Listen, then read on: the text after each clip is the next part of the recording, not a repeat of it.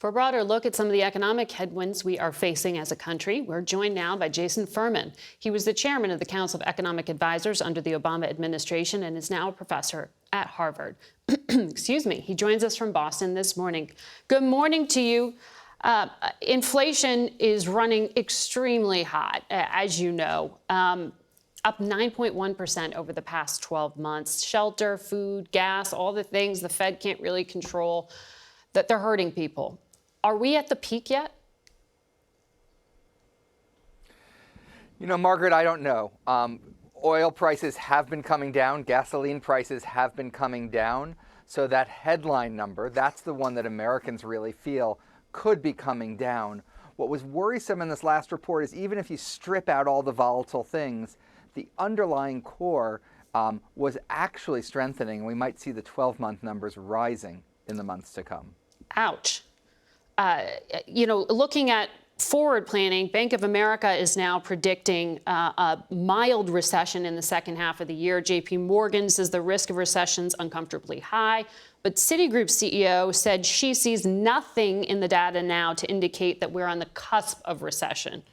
So this is the big money bet. What's your bet? Where are we on the possibility of recession?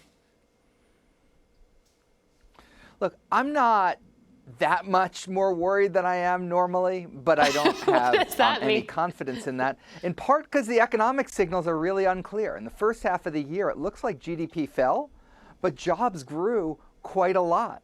You have business leaders saying they're worried we're going to go into recession, but they're still hiring people. If they're bankers, they're still making loans to people. You have consumers saying they're really negative about the economy, but they're still spending money. It's hard to square a lot of these contradictory signals right now. Right, but you're saying it is quite possible. It's just not clear. Oh, it's certainly possible, but and it's certainly more likely than it normally is. The risks are much greater than they normally are. But the idea that a recession is a foregone conclusion or even over 50% chance, I don't see that. But I'm looking through a cloudy rear view mirror, trying to guess what's going to happen ahead of us. Fair. I want to ask you about something you've been tweeting quite a lot about, and that is the fiscal side of the spending plan here. There have been these weeks of talks, we just discussed it, over the president's proposals on climate spending, a number of other things, and it collapsed, these negotiations, in recent days. You've been tweeting in favor of the Democrats' bill, which apparently would expand an income tax on individuals making over $400,000. Why do you think it's advisable to raise taxes in a period of inflation like that? People like Senator Manchin say we shouldn't be due to inflation. Yeah, so Margaret, Senator Manchin is absolutely right to be more worried about inflation after the Friday report. That means we're going to need to do more. The Fed's probably going to telegraph larger rate increases in the future. It also means Congress should be trying to do their part and helping out. If they can cut the deficit, including raising taxes on high-income households, that would reduce a bit of spending in the economy.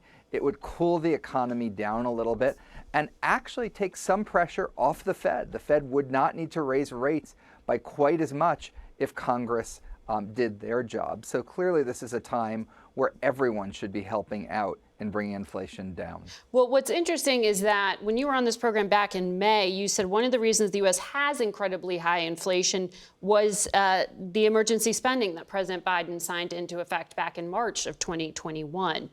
And it was spending like that Senator Manchin points to and says, see, this is why we need to wait. So why was he right in the past and he's wrong now to be concerned about spending? Yeah, the difference is that we're talking about something exceedingly different than then. That was $1.9 trillion of new spending.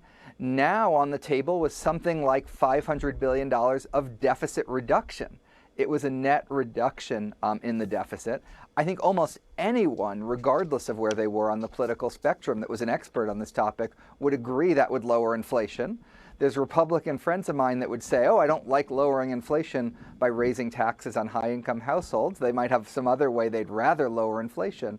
But unambiguously, This is going to bring inflation down, and from my values and perspectives, it would bring it down in a fair way, certainly much more fair than the tiny reduction in inflation we'll get if 12 million people get cut off their health subsidies and see their premiums go up at the end of the year. Well, President Biden issued a statement saying he would endorse this slimmed down version of the bill that would, that Senator Manchin is endorsing, that would lower healthcare premiums and prescription drug costs. Are you saying that slimmed down version is just not meaningful?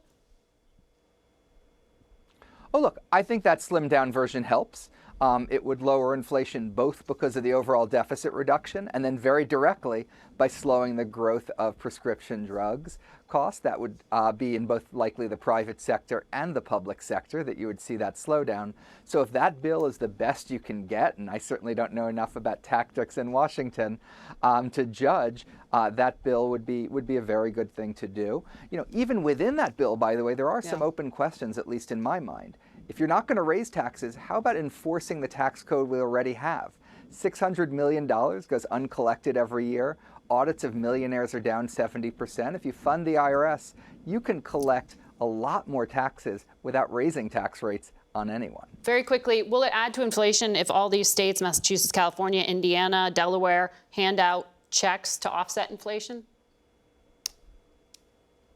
Absolutely. Every one of those states is raising inflation nationwide to benefit the citizens in their own states. Collectively, we'll be worse off because of it.